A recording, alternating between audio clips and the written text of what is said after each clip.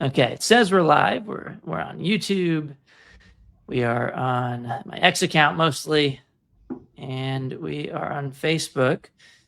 So the headline today is that there are 15 superintendents in Texas making more than the president of the United States. Now, Trump doesn't make any money from being president because he doesn't accept it. But by statute, presidents can make $400,000 a year. So as we're having people pop in, you can check it out. If you're in Texas, you can look for your school district. But as you can see, there are 15 of them where they're making in base salary. This doesn't even count their total compensation. If we did that, it would have been more than 15 superintendents, but they're making more than $400,000 a year. And you look at this, there's no correlation with the outcomes. You look at the top school district, you just look really quickly, you'll see there's no correlation between spending and outcomes when it comes to superintendent salaries. There was a correction here. They said, it wasn't actually $627,000, even though the Texas Education Agency shows that as the number. They claim it's $350,000 to $400,000 or something along those lines. But even then, that school district only has about a 20% math proficiency rate. It's totally ridiculous. They're making so much money. The teachers aren't seeing it. If you look since 2000, I found the data at the National Center for Education Statistics. Teacher salaries in Texas have actually dropped by 6% in real terms. But now you have all these superintendents who, by the way, were the biggest people, the loudest opponents of the school choice bill in Texas. Okay, so we have some people that have jumped on. I'd say let's get into intros, and hopefully we have plenty to talk about. We're going to be talking like Ben Shapiro today as fast as we can because there's so many good stories. Last week we talked about the good, the bad, and the ugly.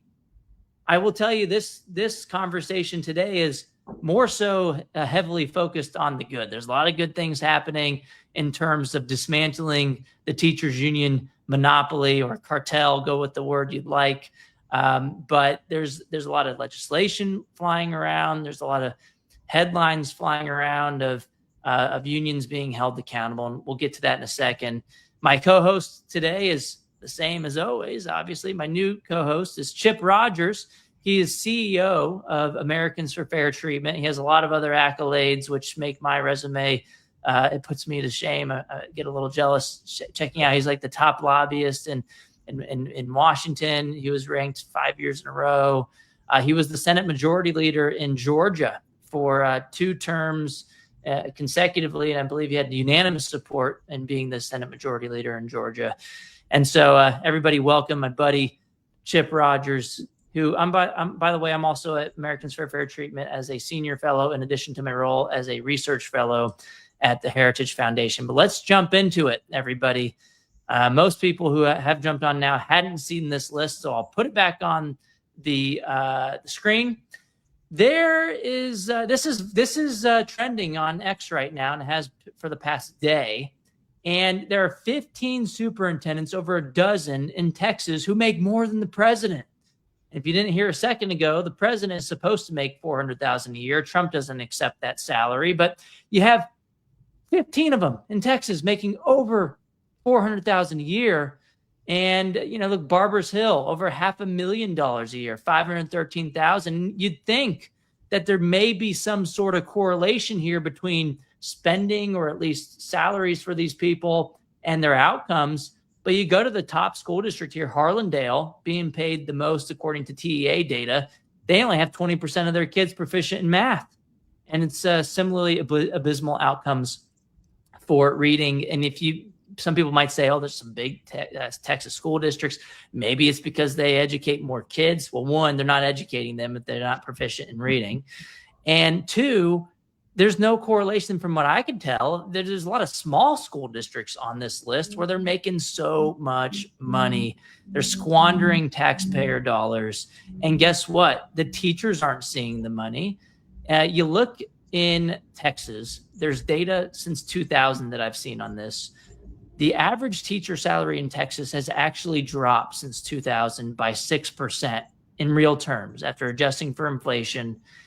And yet you have the superintendents making more than they've ever made before. And it might not be a coincidence where the school choice bill in Texas just passed. And by the way, other good news from Texas is we have about over 220,000 families have applied for their new scholarship program. The application window is still open for a couple of weeks.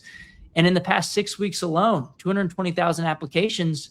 And that's with parents knowing that there's a cap on the program of about 100,000 kids. And so there's going to be over 120,000 kids on a wait list in Texas, which lawmakers need to come back immediately.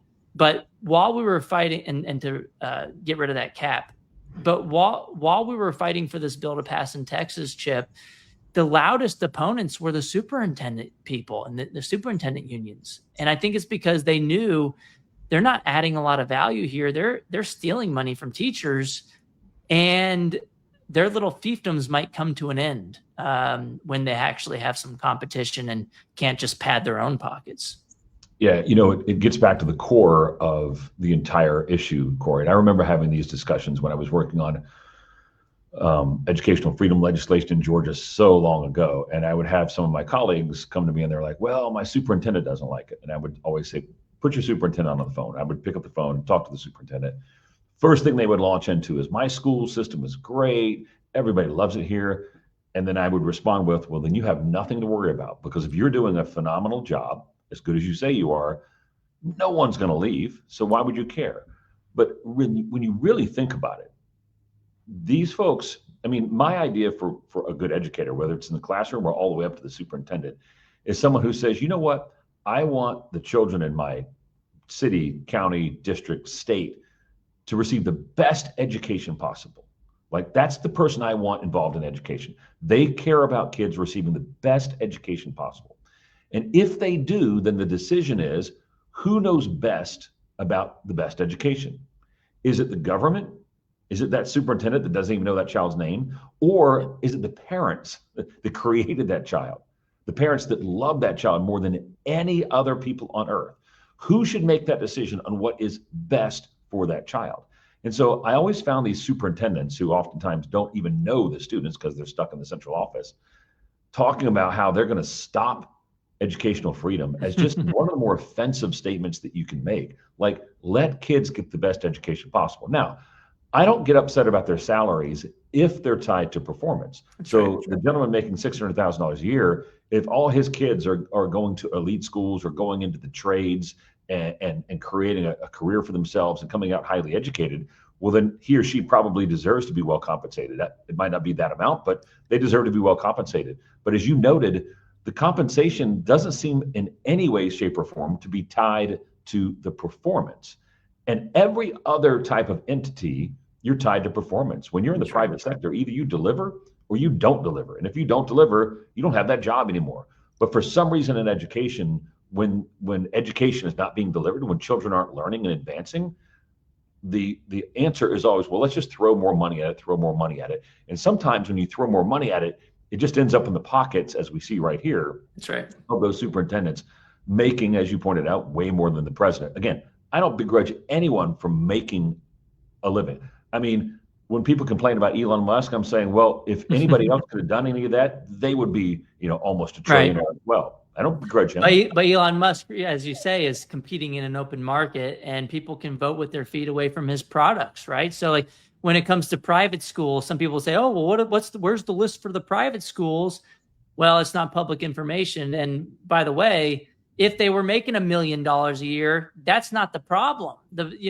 If the private schools, before the school choice program was implemented, they were competing against something that costs zero at the point of entry. And so that any private schools exist in Texas, knowing that they have to compete with something that has a price tag of zero, which we all know it costs a ton of money through the property tax system, where property taxpayers can't get any relief in Texas. Places like Florida, they have lower property taxes than us, maybe because school choice competition has created downward pressure on their school system. They spend 27% less than the national average in Florida, and they're knocking it out of the park on academic outcomes. And so many studies have come out showing that the improvement of the public schools has come alongside the increase in the amount of school choice competition. In Florida, they put us to shame right now with their scholarship program. They have over 600,000 kids using scholarships to go to a private school or private alternative in Florida, whereas Texas, we have this arbitrary cap of 90 to 100,000 kids. Over 120,000 kids are going to be on a waiting list. Even if the applications were shut down today, they're going on for 2 more weeks. That shows you parents demand options right now. If charter school teachers were or superintendents were making this much, I wouldn't have a problem with that either. So I agree with you, Chip, that the problem is that they're insulated from competition. Resources are scarce. They're squandering money from taxpayers, and they're not even giving it to the most important educational resource in the school, which happens to be the teacher. And meanwhile, the teachers are digging into their pockets every year, trying to buy supplies for their students. Their salaries are going down. And the thing is, the superintendents brainwashed them into thinking that the problem is their competition in the form of private schools, when the real problem is coming right from the very top, because they're pocketing the money for themselves. And the other thing they're doing is just fighting to hire more people, which benefits the union bosses because that means more dues paying members. And it benefits the superintendents because they could say, oh, we have this huge district, we're employing all these people, and that's why you should pay me so much money because I'm at the top of the totem pole. But their gravy train's coming to an end, and I think they know it. You know, Corey, every time I talk to a teacher, and I do talk to quite a few teachers, my mother's a retired school teacher, every one of them, when you get in a private conversation with them, will say, I don't know what all those people at the central office do. Every single one of them. Well, we know what teachers do. They work their butts off in the classroom. Is every teacher good? Of course not. Is every teacher bad? Of course not. Just like every other profession, there are good, there are bad. And I wish for a day where the good ones got paid a heck of a lot more and the bad ones found something else to do. But they're not the problem. The problem is that the central office is bloated, and then you see these payments that are going to the superintendents that are not in any way, shape, or form connected to performance. And I'll point out one other thing. If Harlandale, if you go back up to the top there, Harlandale School, if that were a private school and they had 27% achievement on grade level for reading or math or whatever, you know what would happen? That number would go to 0 because that school would close down, as it should close down when you're failing students. That's right. And yeah, some people will say, well, what about the charter schools? I think there was a charter school superintendent that was actually paid pretty well as well on the list. But, look, in Texas and other states, the charter schools, if anything, they're receiving less money per student than the district schools. I did a report on this when I was at the University of Arkansas, and they do this every year. They redo the numbers, and they found that the charter schools, and I found this in my study as well, they receive about 30% less on a per student basis than their district school counterparts in the same area. So if they can afford to pay people a higher salary because they're actually producing something people want, and families are voluntarily voting with their feet there, I don't have a problem with salaries being what they are. What I do have a problem is people being forced into this system where you have individuals profiting from that force. And underperforming charter schools, private schools, they shut down, whereas underperforming district monopoly schools, they end up getting more money because they use that failure as a reason why they need more funding. And it's a never-ending vicious cycle.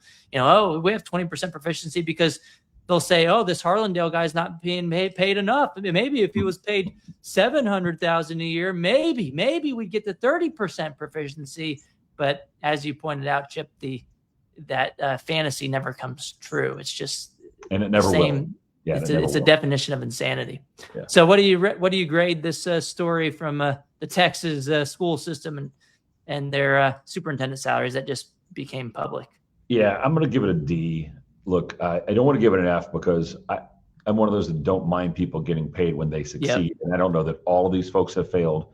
I'd also have to see the type of school that they're working in. But it is alarming when you see these type of numbers and then match it up with just the baseline educational performance. So I'm going to give it a D. All right, cool. Yeah, I agree with you. And that gets me to another story from Chip Roy out of Texas. Actually had a congressional hearing this Wednesday in DC, and it was a committee hearing, and he called to overturn a Supreme Court decision called the Plyler decision, which actually came out of Texas in 1982. It's a 45-year-old decision.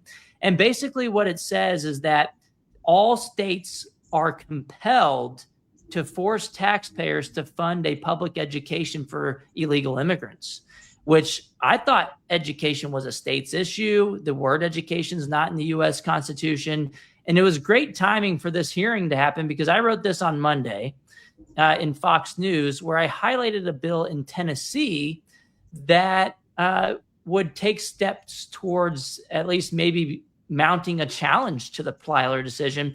And what they're doing in Tennessee is they have two versions of the bill. One's in the House and one is in the Senate. The Senate bill passed already from that chamber 20-13. And what it does is three things. One is it requires public school districts simply to report the amount of illegal immigrants that are in their school system, just to have some information. The House bill does that as well, but that's where the House bill stops. And they passed theirs 70-25, overwhelmingly along party lines.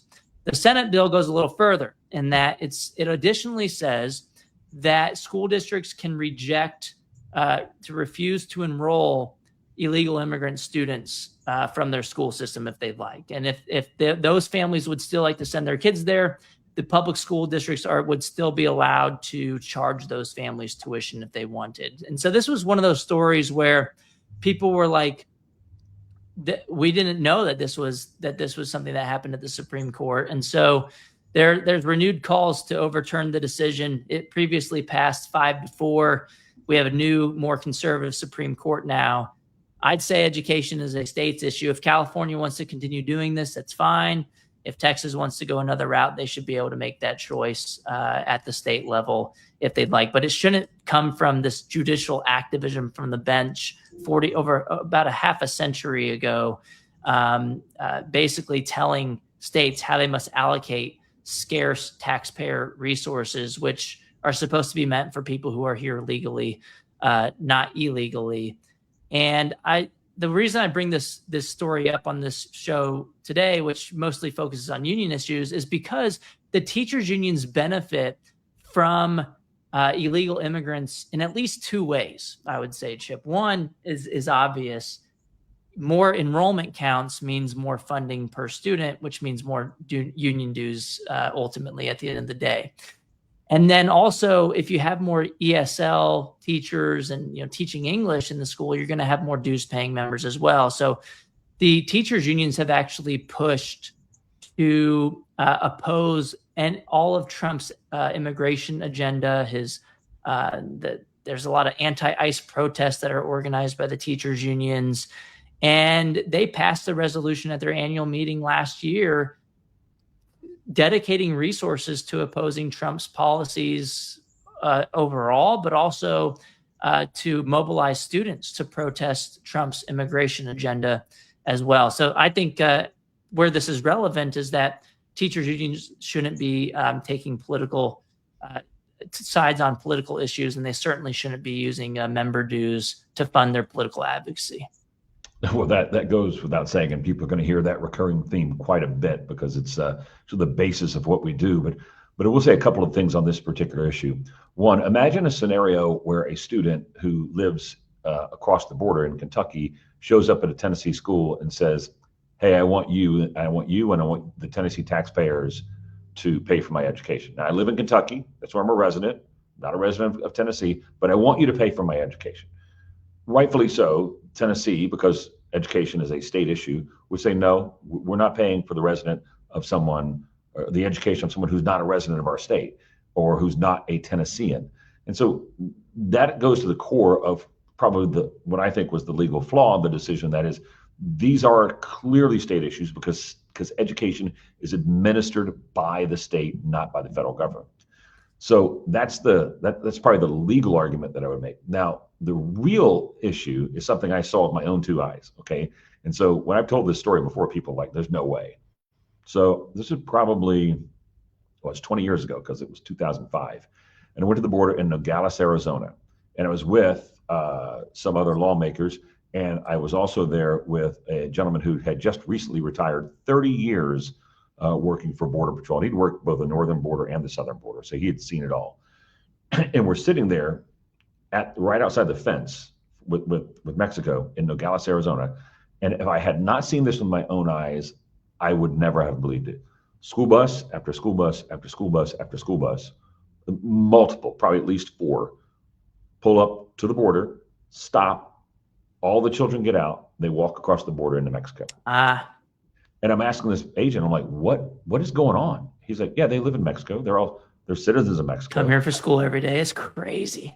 And hundreds of them, hundreds and hundreds and hundreds of them come across. The buses pick them up right there. They take them to school. They come back. They go back across the border to their home. So not only are they not legal residents, legal citizens of the United States, they don't even live here, and they're busing them across the border. That is insane. So I actually, because of the Plyler decision, says if they show up, you have to educate them. Now, you may say to yourself, we want to raise, you want to raise private funds and go to Mexico and set up a school and help these kids. And I'd probably even donate to that because they need it. And that's fine, right? That's the humane thing to do. But to just say we're going to force the taxpayers of whatever that county is in Nogales, Arizona, to have to foot the bill for this, that's wrong, right? Yeah, and I had people in Texas replying to my posts about this and them saying, yeah, they bust kids across the border from Mexico all the time. And I'm like, I hadn't heard about this. And then you bring it up as well. So it's seems to be a more widespread issue than a lot of people would like to admit. And the other thing that someone brought up to me is what you brought up as well. When I was being interviewed on radio, the host the other day, he's a Newsmax host, but he also does a radio show, Lars Larson. He pointed out that, yeah, if you try to cross the district line, not even a state line, but a district line to go to a different public school district in America, they'll fine you. I've had families, there have been families that have lied about their address to get into better public schools in different school districts within the same state, and they've gone to jail for doing so. There's an Ohio parent that's gone viral in the news for going to jail just for trying to get her kid into a better school. But now all of a sudden you take an illegal immigrant, if they cross whatever line they want, the Plyler decision says their parents aren't going to go to jail. They're not going to get a fine like American parents would. They're going to be greeted with doors wide open and say, oh, no, yep, you can get in whatever school district you want, regardless of where you live. And that just shows, to me, it's inequality under the law. American citizens are being treated as second class, whereas people who are not even here legally, they're getting to go to whatever school district they want because the district boundaries don't apply to them. One last example on this. I live in San Antonio, and we have a neighboring school district here called Alamo Heights. Everybody wants to go there. That's kind of the best school district in the area. And they allow you to transfer in if you have certain, track records and disciplinary records that are on board with what they want. So it's not really a public school in a sense. It's more of a private institution. And they also charge tuition. If me as a San Antonio resident, Texas resident, wants to send my kid to Alamo Heights, if they check all the boxes with the disciplinary and test scores and stuff, they also, in addition to what I'm paying in property taxes, they will charge $10,000 or more a student. So you're basically paying twice. It's basically like a private school district, which it's a public school district, but they're operating in a private way. And what was so hypocritical to me during the school choice fight here a couple of years ago, this same school district put out a bunch of lobbying material against the school choice program. So what did I do? I emailed their superintendent's office and had them call me back. And I was just acting like a parent who wanted to know about their policies. And I said, if this school choice program passes, are you guys going to accept the $10,000 scholarship as a tuition payment?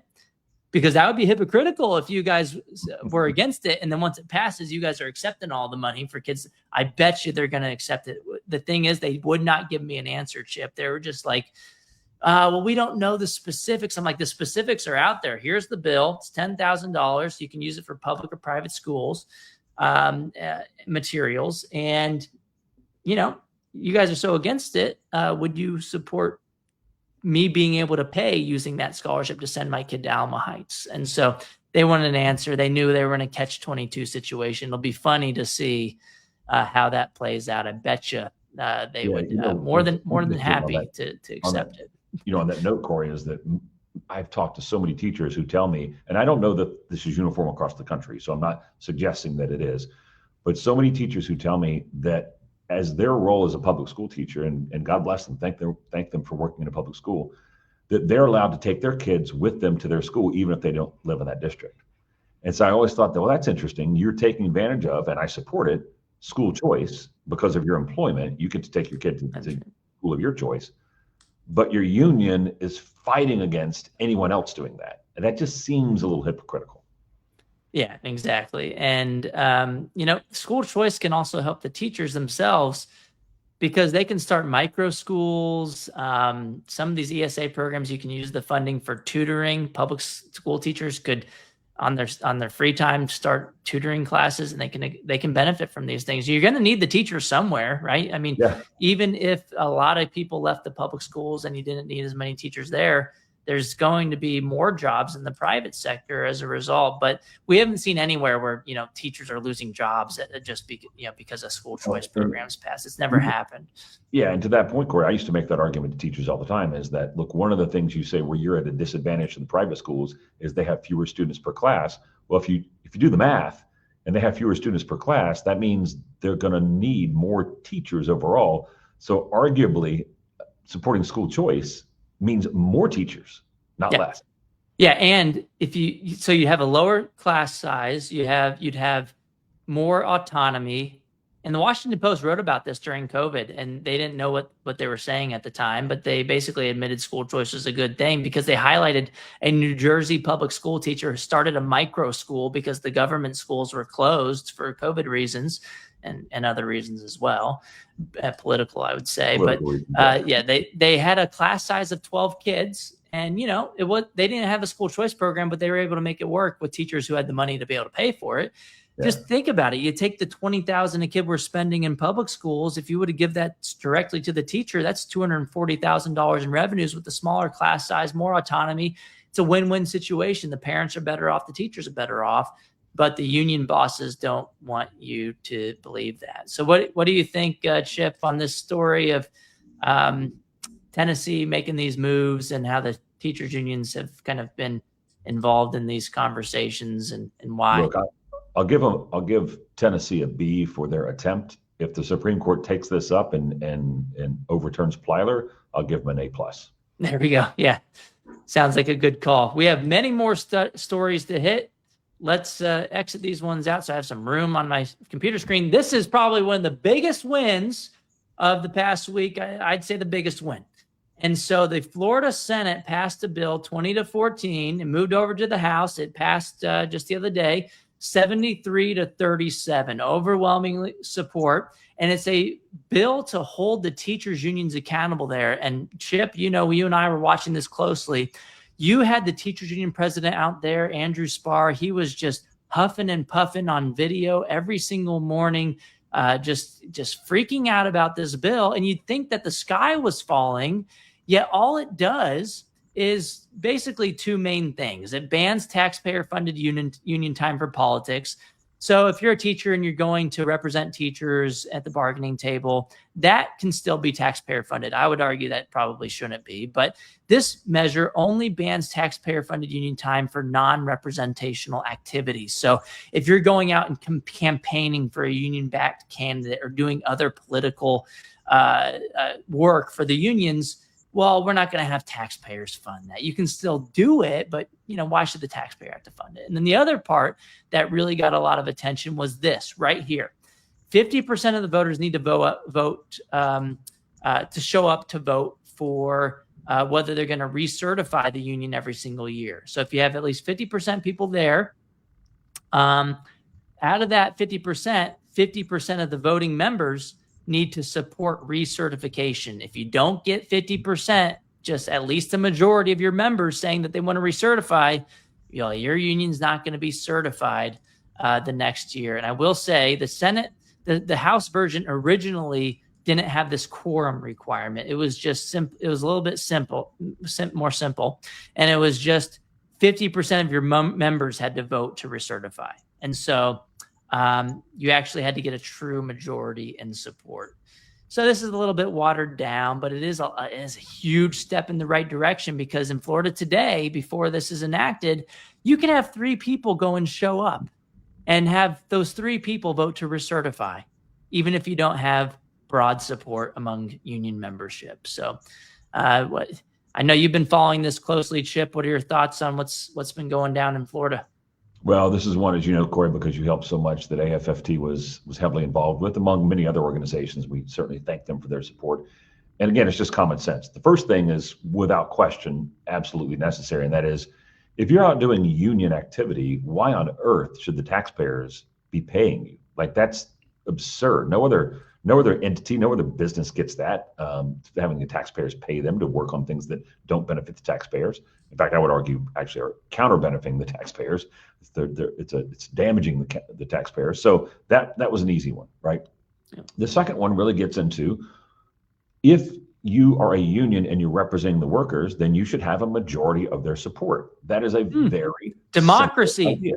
Yes, yeah. That's it. You shouldn't be allowed to have, as you say, and as was in practice, a handful of people show up to vote, and that handful, whatever their decision is, now gets applied to every other teacher. This is very simple. You got to have at least half the people that are going to be represented by whatever decision is made show up to vote, and then half of those people have to vote in favor of it, half plus one.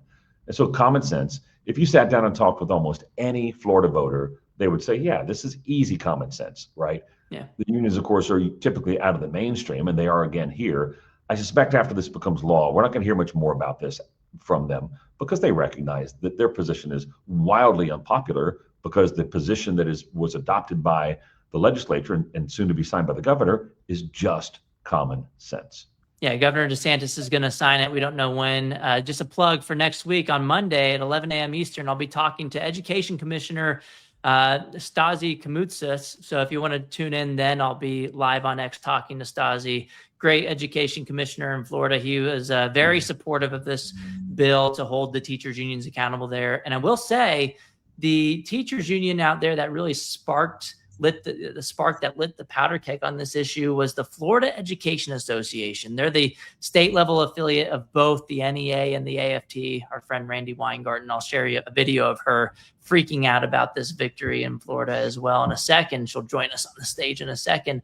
But you had them they had a press conference, the Florida Education Association, where they had one of their select handful of speakers call anti-ICE student walkouts both rational and required.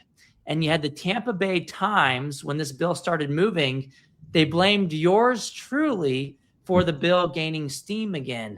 We would have gotten away with it if it weren't for that meddling school choice evangelist. But they basically said that the bill was dormant, that it was basically, they thought it was going to be dead. And then all of a sudden, this video got millions of views just on my post alone. There were a lot of other groups posting this as well, but mine just had the most views, and I guess caught the attention of this Tampa Bay Times reporter. And he basically tried to interview me on this. And he was like, instead of asking me why this bill was a good idea, the reporter tried to pull a gotcha and was just like, what motivates you so much as being a Texan to why you're so like, why do you care so much about what's happening in Florida?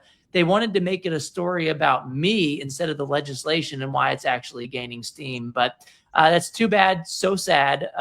They lost on this issue. And Randy Weingarten, in her weekly video update this past week, put it as one of her main things that she was crying about. So let's all listen to Randy Weingarten herself talking about this victory for us in Florida, which she calls a loss. Sometimes we lose, like in Florida. Even with a big organizing effort, the legislature rammed through a proposal by Governor DeSantis designed to decimate our Florida locals and their contracts. It effectively forces annual union elections where you have to turn out over 50% of your entire bargaining unit. Randy Weingarten is a threat to democracy if I've ever seen one, but they call us that all the time. She doesn't want 50% of her members to vote for recertification. What's your take on what Randy Weingarten's whining about? Well, look, if you can get away with it, just keep trying to get away with it. She's tacitly acknowledging that she doesn't have the full support, or at least half the support of her membership, by suggesting that them having to vote in favor, half of them, is some sort of ridiculous threshold. I also love the terminology that those who don't like when something happens, they say they ran it through, or sometimes they rammed it through, right? No, this went through the normal legislative process. Went through 6 committees. Yeah, there were 6 committees. And so it's just, look, if you're going to speak to your supporters, just be honest with them. Say, look, the Florida legislature took it up and went through the normal process. We lost. Now, I would argue you lost because you are on the wrong side of the issue, but you lost. And taxpayers in Florida will be better off for it. Students in Florida will be better off for it. Parents in Florida will be better off for it. And frankly, teachers in Florida will be better off for it, because they will have a union if more than half of them support it, and they won't have a union forced on them if not more than half of them support it. And I'd say this is the bare minimum, Chip, because it isn't even, they don't even have to get 50% of their members in theory to support. If they only got 50% to show up, and then out of that 50%, 50%, voted in favor, you do the quick math on that, that's only 25% or more of the union members. And, they're going to try to get their 50%, most radical members to show up to vote, to try to stack the deck against people who want to hold the unions accountable. So I'd say this is the bare minimum, but it is a huge step in the right direction, because you're right, only a handful of people are showing up, and they could just say, oh yeah, we'll pick 5 people who are our buddies to go vote to recertify every year. So what's your grade, Chip, on Florida's victory? Got to give the lawmakers in my native state of Florida an A on this effort. Fantastic. There we go. Yes, me too. I would have given it an A+ if the original bill in the House would have passed, but they are so close, and it's a huge step forward. It definitely deserves an A. And another place where we had a big victory is Kentucky. I'm going to play this in a second. It's a hilarious, epic troll by the Kentucky Senate Republicans. They held a funeral for the veto by Andy Beshear, a Democrat, who vetoed a school choice bill. They overrode it overwhelmingly. All Republicans in favor. A lot of Democrats didn't vote, and the only people who voted against it happened to be Democrats. And it was like 80 to 90% of each chamber voted to override the veto of Governor Andy Beshear, who went to a private school himself for part of his education. I found the yearbook. It's a Capital Day school, and which is hilarious, because Andy Beshear, the governor of Kentucky, who opposes school choice every step of the way, he has bragged on video many times that he's a proud product of public education, but the majority of his K through 12 education was in a private school. And that was not public until I had someone DM me his yearbook, who apparently had some connection to the school. And there, lo and behold, there's Andy Beshear going to private school. And then I also found someone sent me a newspaper clipping where they wrote about Governor Andy Beshear going to a private school. And this was back, decades ago when they wrote about this, I believe when his dad was governor or something along those lines. But here's the audio. Corey, it's like Gavin Newsom claiming he grew up poor. Yeah. And Gavin Newsom, remember when he was complaining about about Zoom school during COVID, but then we found out that he was sending all of his kids to private school that had in-person opportunities. It's just so crazy, just trying to, he had the French laundry hypocrisy, closing down restaurants and stuff, and then requiring masks. And then there he was at the expensive restaurants going and eating. It's a school choice for me, but not for thee. And you see this time and time again. But this was hilarious.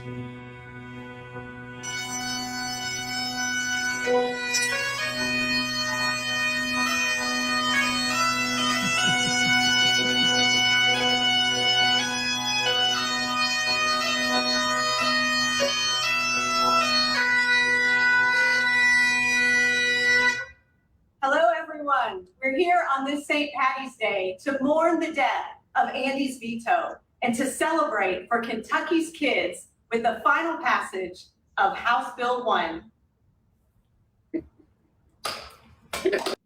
Okay, a little bit of a fail at the end with the timing of the celebration with the poppers, but it was a hilarious, epic troll from the Kentucky Senators going and calling out Andy Beshear and saying, "That's too bad, so sad.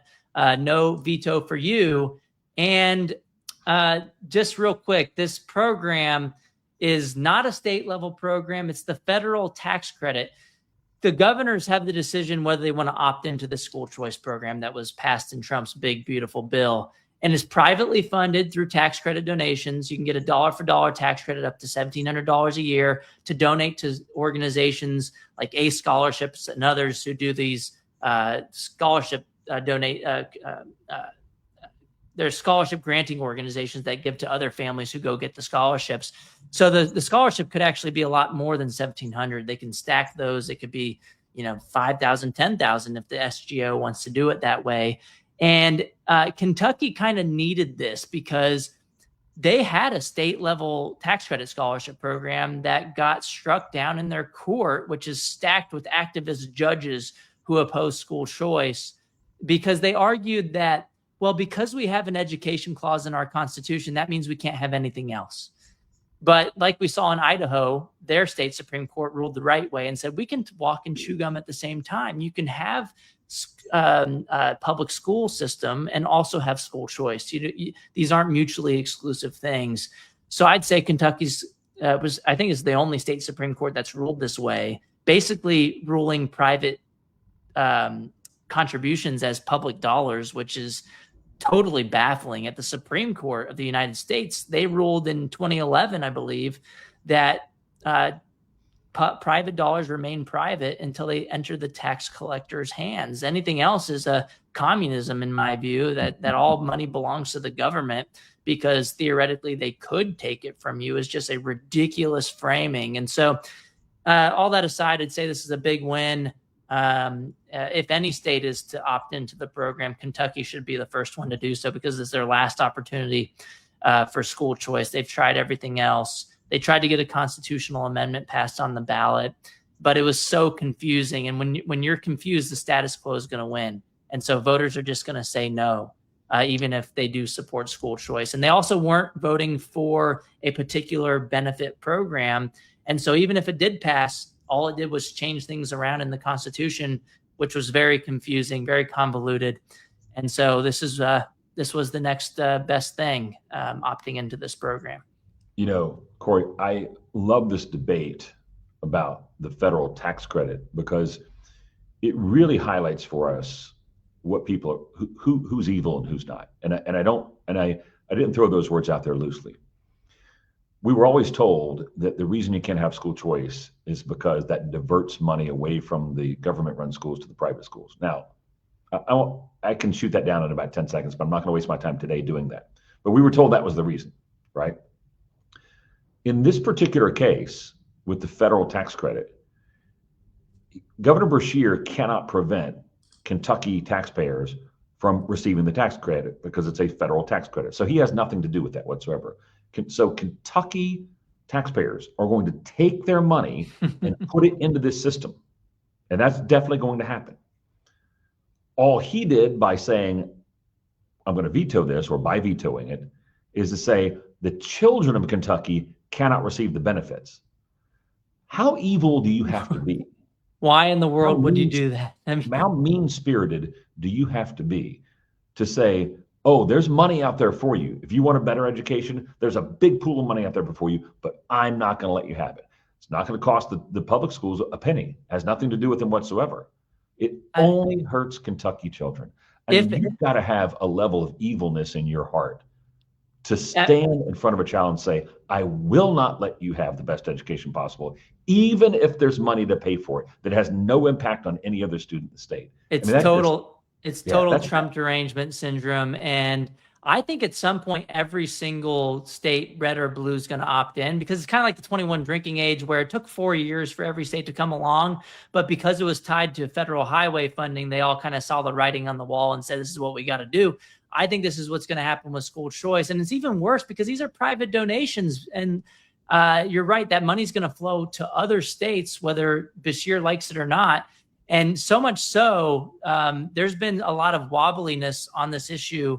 Education Week has a map where they report the opt-in states. We're now at 28 states opting in, Kentucky being one of them.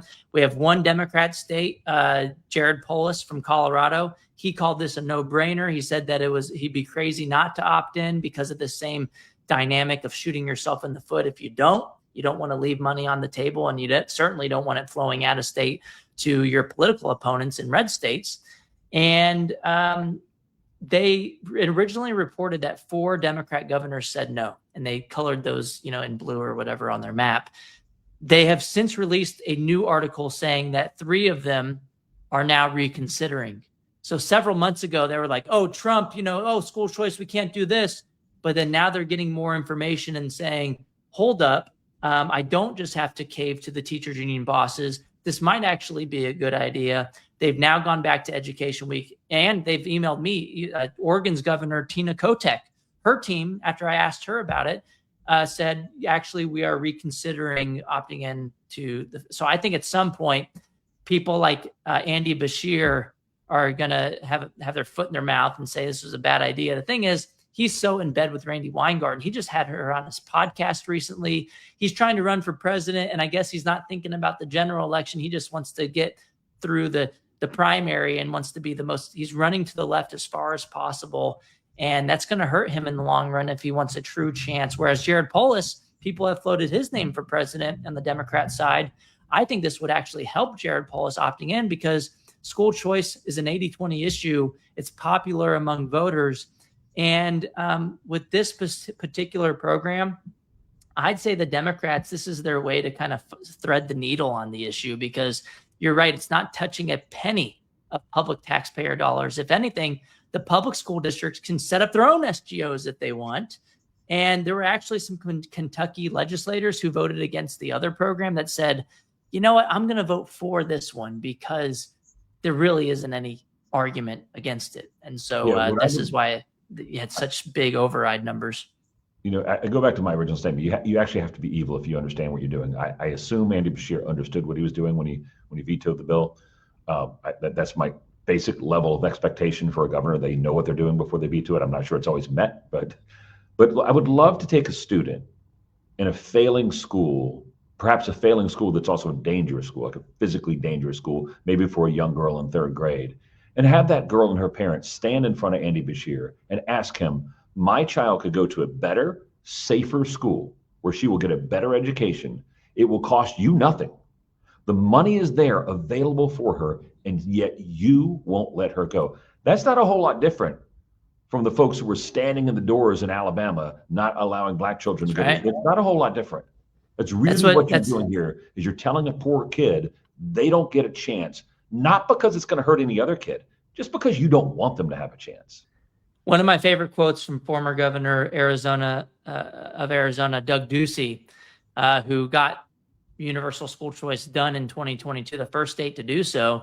He said something along these same lines, Chip. He said, 50 plus years ago, union-backed politicians stood in the schoolhouse door to keep minorities out. Now, today, union-backed politicians stand in the schoolhouse door to keep minorities in their failing schools year after year, generation after generation. Okay. I think it was a powerful quote. You had the whole chamber stand up and applaud when he made his remarks. But Chip, I'd say this story is an A+ just because it was a great troll on the part of the Kentucky senators to override the veto and then basically rub it in his face. Yeah, I'm going to give it an A because I don't know why on earth those 5 in the Senate and the 14 in the House voted against it. I mean, if you have any decency in your heart, you would not have supported the governor on this. But, look, I was in the law. I was in the legislature. No disrespect. I worked with some of the most brilliant people that I've ever met in my life, but also worked with some people where you kind of shake your head and say, how did they get elected? And so maybe that's the case. They just didn't understand it. But, man, you got to have a dark spirit to try to deny a child an education. It's sad. Yep. And we are at 49 minutes in, so I'm going to try to do a speed round on this one. This is a similar story. Kansas, they have a Democrat governor they want to opt into, and they sent this bill to the governor the other day, 27-12 vote in the Senate, 76-44 vote in the House. The thing is, in Kentucky, the override is a simple majority. It was easy. We had a super majority in Kentucky to override, but in Kansas, you need a 2/3 majority. The Senate looks fine. The House vote does. I think you need 82 votes. So we'll see what happens. The thing is here that makes it a little bit more complicated is that in Kansas, they put two things in the bill. One, to opt into the program for the federal tax credit. They also included an expansion of their state level tax credit scholarship program. So if they don't override it, it's hindsight is 2020. But I think if they would have just made it about Trump's opt-in and kept them separate, it would be more likely to get the override supermajority they need, because this would make it to where no Republicans would want to cross Trump on the issue. I mean, they made a bold move here. I give them credit for that. But you don't want to take up. Look, this is about the kids. So let's just get them all the opportunities we can get for them today, and then get more for them tomorrow. But look, the governor of Kansas should just sign the bill. We shouldn't even be talking about it. That's right. Yeah. The tax credit itself, the state tax credit, is a really good idea. Obviously, the federal tax credit is a no-brainer, but she should sign the bill. Yeah. So look, the writing isn't on the wall yet. She hasn't said no that she wouldn't opt in. So maybe she'll pull a Josh Stein, though, like in North Carolina, where he tried to say, "Oh, I don't need you Republicans. I can opt in myself. I don't want to give you any credit." So Josh Stein did that, but he also made it seem like, I can just give the money to kids in public schools, and I'm not going to have any scholarships for private schools. That would run counter to the intent of the law. And I'm pretty sure there's going to be more clarity coming out on that soon. I'd give this a B, because we're in the middle of things. There could still be a veto. I'm going to give it an A for effort and a B for tactics. That's right. All right, cool. And then speaking of Kansas, there's a university there called Washburn University. Accuracy in Media has been going across the country, particularly in red states, where they're getting people to admit they're still pushing DEI.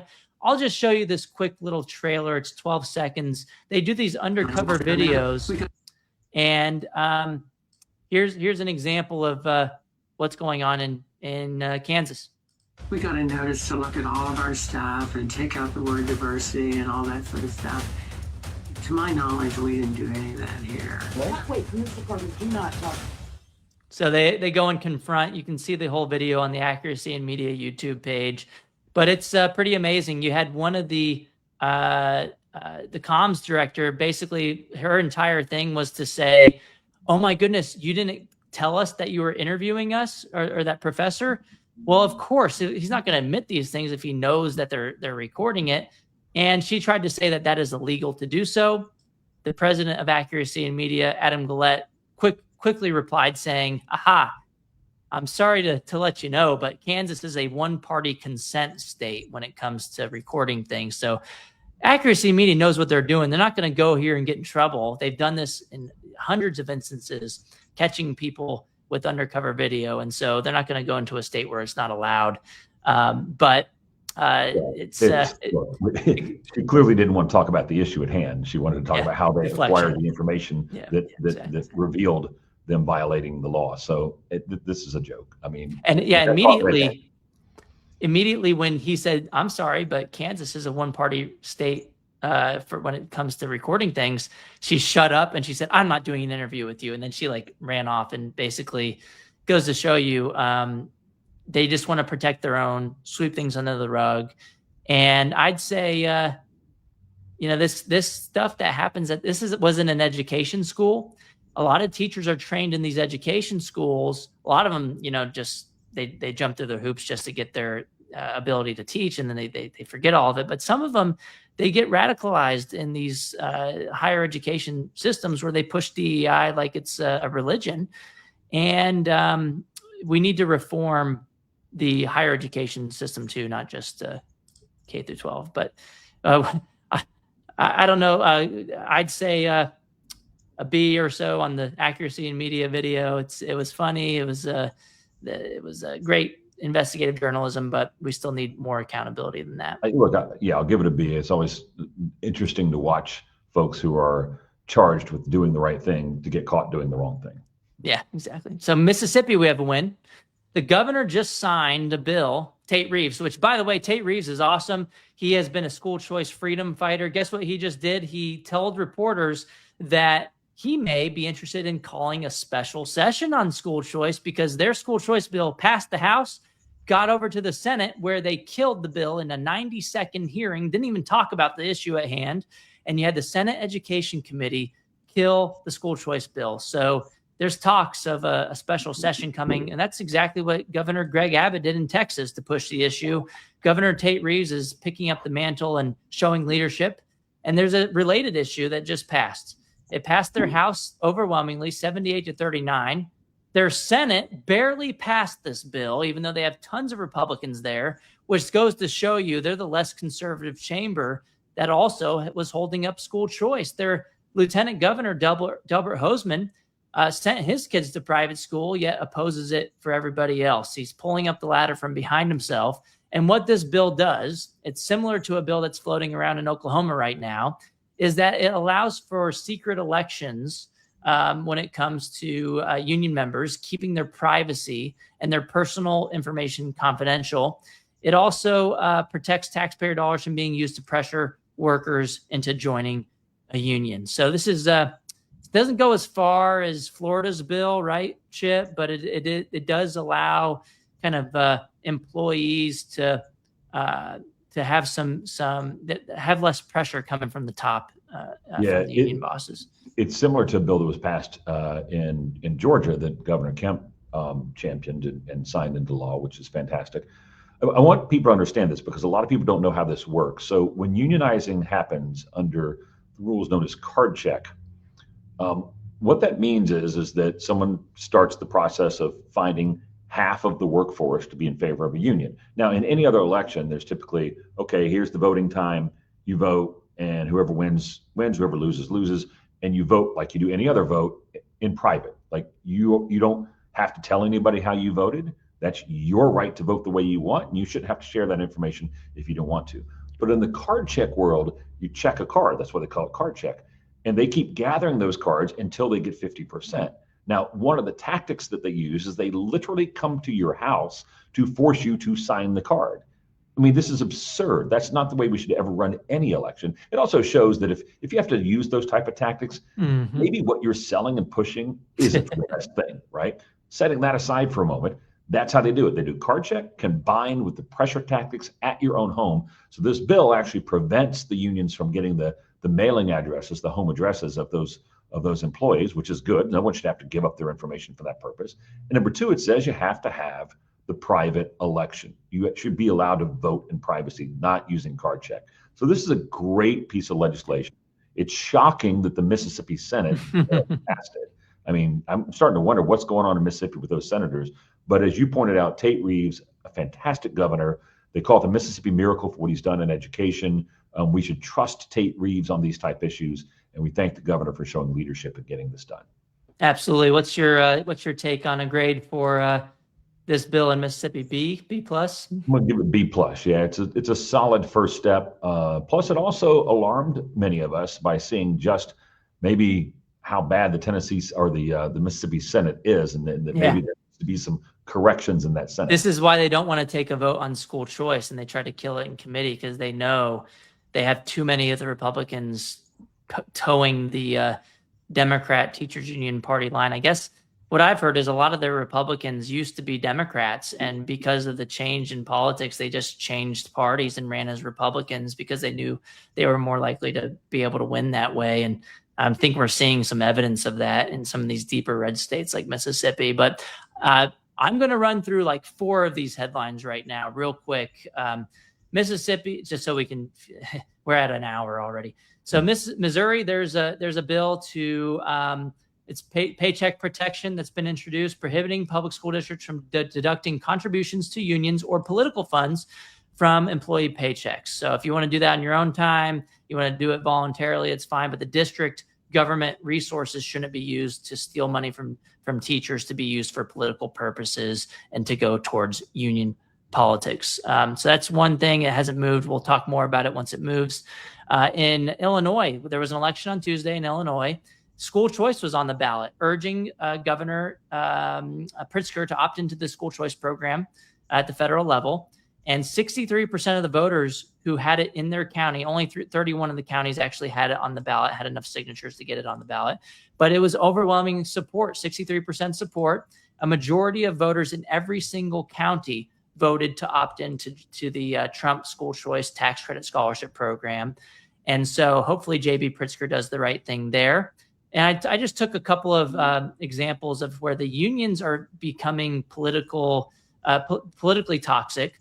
There was a Republican in office, Noreen Hammond, who was in there for 14 years and who was backed by the teachers union.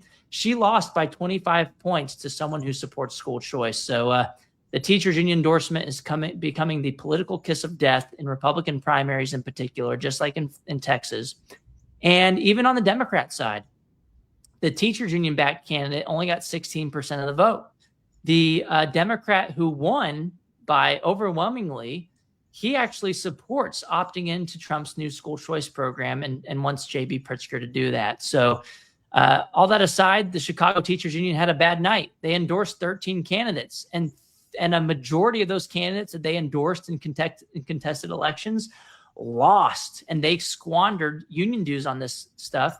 $362,000 came from the Chicago Teachers Unions on the candidates they supported who lost their election in the primaries on Tuesday night. So the Chicago Teachers Union now has a net negative 26% favorability rating, which means 54% of voters have an unfavorable view of CTU, and only 27.5% say they have a favorable view.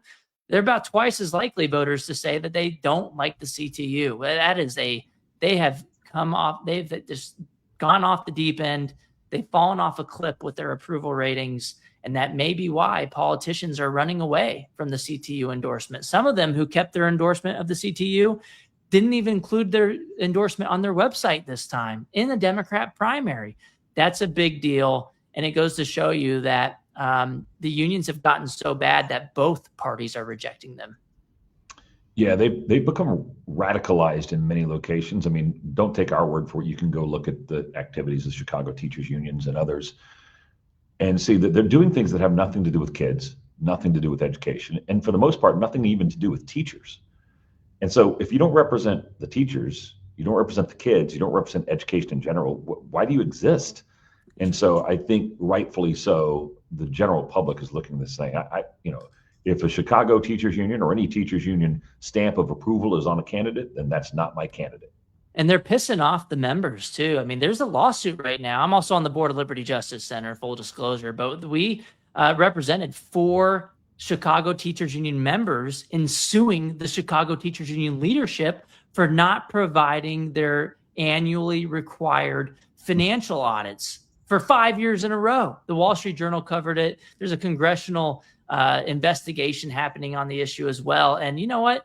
They don't even do the bare minimum of transparency. So they're not just upsetting parents and kids who have failing school systems. They're not just upsetting politicians who don't want anything to do with them anymore. They're upsetting their own members for being so political and just not even giving them the time of day and providing financial disclosures and information to their members. It seems like a pretty basic task that they're failing spectacularly at. And not even just a basic task, it's the legal task. It's the legal task. Yeah, it's not even like something that you should do. It's that you're required to do. And there's some evidence they lied in court, because there's 2 things that they said that can't both be true.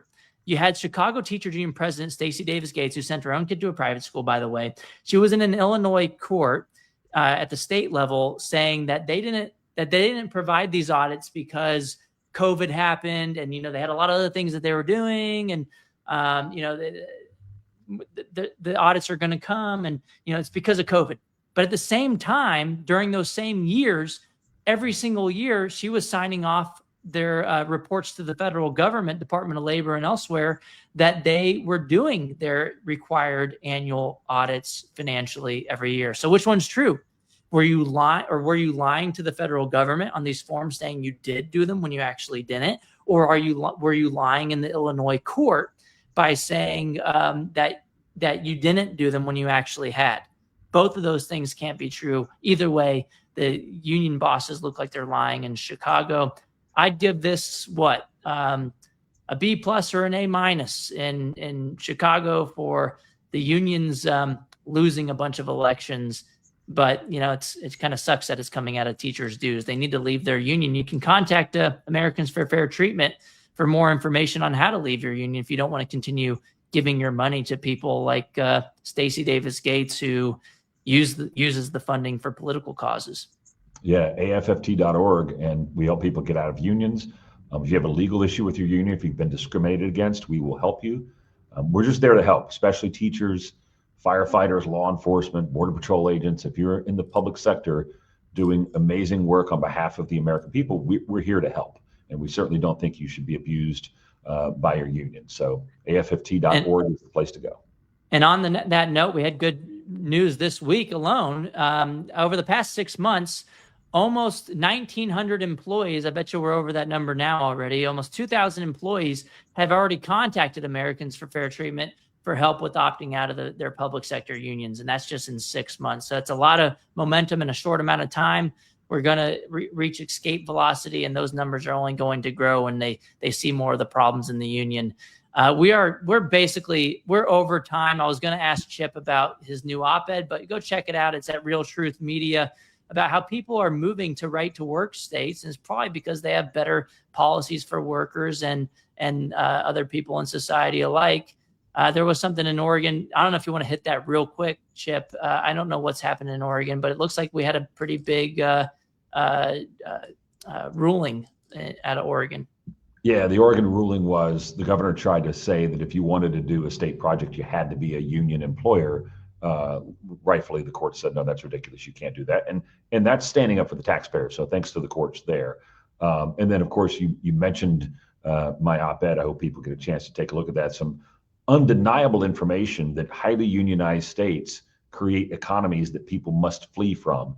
And so they are fleeing in large numbers to the states that have right to work, to the states that are not highly unionized. So when you get a chance of that just take a good read and share it with whoever you think might like it.